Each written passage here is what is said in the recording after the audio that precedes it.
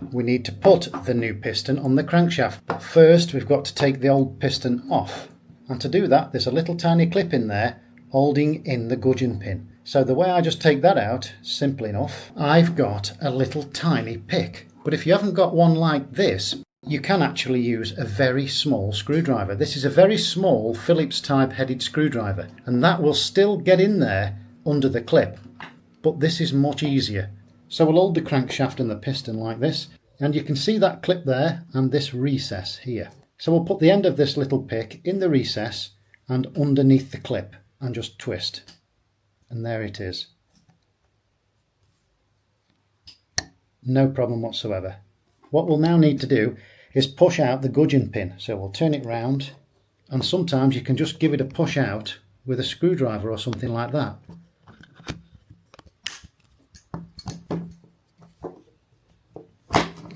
There. And there's the gudgeon pin. Okay, so we've got the crankshaft now on its own. We need to change the old small end bearing. This seems like it's press fitted, so obviously we've got to press this out. I make just enough of a gap so that when I place the small end of the conrod onto it, that the sides are contacting the vise, but the bearing could fall through.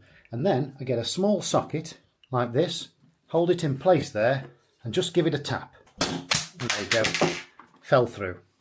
Let's show the difference. This is the old bearing. It's enclosed there at the top. So these type are press fitted. But the new bearing, you can see you've got the rollers in there exposed. These type aren't press fitted. They just slide in easily, like so. Okay, so we have the bearing in there. Got some two-stroke oil here, and I'm going to put it into the cap like that.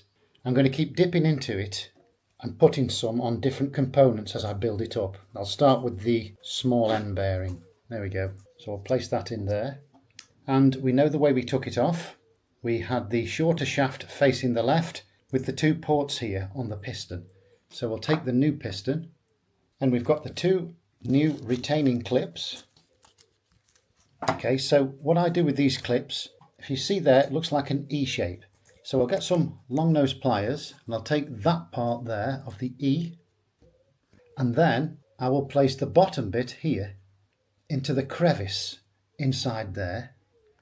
Put that in first, like that. That's now in the recess, and then it's a case of pushing this in and being quite tough about it, because this clip is very strong. Obviously we've got to be safe and not damage anything around here, but still it's going to take some force to get that in there. So there we go.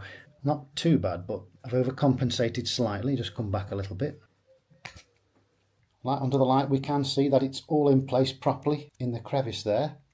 Okay, so now we'll just put a little bit of oil on there. Yeah, it does seem quite a lot of oil, but at least it'll be nice and lubricated when the engine starts. Yes, it'll smoke a little, but again, it'll be lubricated. So we've already lubricated the bearing a little bit. We'll place that in there. We'll take the new gudgeon pin and we'll lubricate that with two-stroke oil. We've got the clip in this side, so we'll push it through this side and then the clip will stop it. So have a look under here. That's it. It's going through the bearing and it's gone right up to the retainer. Then we can put the other retainer this side. We'll do exactly the same as we did before. Place the bottom part in first into the crevice and then push. Okay, little push to snap it in. There, all together.